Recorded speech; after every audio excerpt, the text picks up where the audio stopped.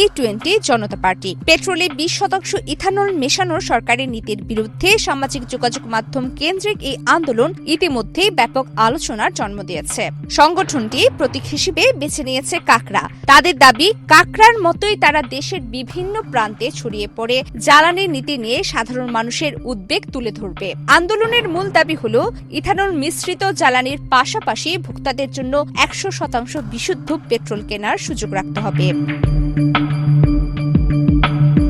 সংগঠনটি বলছে তারা ইথানল ব্যবহারের বিপক্ষে নয়, তবে জ্বালানিতে কত শতাংশ ইথানল রয়েছে সেটি স্পষ্টভাবে জানাতে হবে। পাশাপাশি E20 ব্যবহারে গাড়ির মাইলেজ, ইঞ্জিনের কার্যক্ষমতা, দূষণ ও রক্ষণাবেক্ষণ ব্যয়ের উপর কী প্রভাব পড়ছে তা নিয়ে স্বাধীন গবেষণার ফল প্রকাশেরও দাবি জানিয়েছে। প্রতি সপ্তাহে সর্বোচ্চবার বিকাশ পেমেন্টে 50 জন হবেন পেমেন্ট চ্যাম্পিয়ন। জিতে নিন টিভি সহ আকর্ষণীয় সব প্রাইজ। গত 26 জুলাই সামাজিক যোগাযোগ মাধ্যমে একাধিক পোস্টে সংগঠনটি কেন্দ্রীয় সড়ক পরিবহন মন্ত্রী নীতিন গডকরির পদত্যাগ দাবি করে। তবে গডকরির বিরুদ্ধে স্বার্থের সংঘাতের অভিযোগ উঠলেও এ পর্যন্ত সেই অভিযোগের পক্ষে কোনো প্রমাণ প্রকাশিত হয়নি।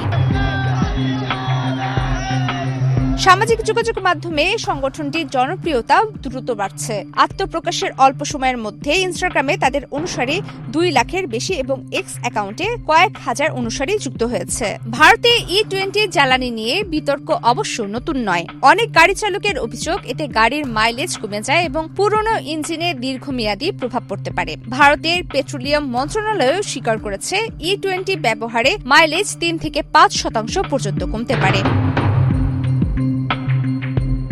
তবে সরকারের বক্তব্য ভিন্ন। তাদের দাবি, ইথানল মিশ্রিত জ্বালানি ব্যবহারের ফলে জ্বালানি আমদানির খরচ কমেছে, বৈদেশিক মুদ্রার সাশ্রয় হয়েছে এবং কৃষকদের আয় বেড়েছে। সরকার জানিয়েছে নির্ধারিত সময়ের আগে দেশে 20% ইথানল মিশ্রণের লক্ষ্য অর্জন করা হয়েছে। এদিকে E20 ইস্যুতে আন্দোলন আরও জোরদার হচ্ছে।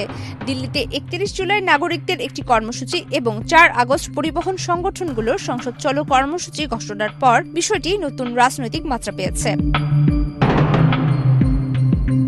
বিশ্লেষকদের মতে ককরোচ জনতা পার্টির পর E20 জনতা পার্টির উত্থান দেখাচ্ছে যে সামাজিক যোগাযোগ মাধ্যম ভিত্তিক নাগরিক আন্দোলন এখন ভারতের রাজনীতিতে নতুন ধরনের চাপ তৈরির একটি মাধ্যম হয়ে উঠেছে। প্রেমদিকি ইসলাম, বাংলাদেশ প্রতিদিন।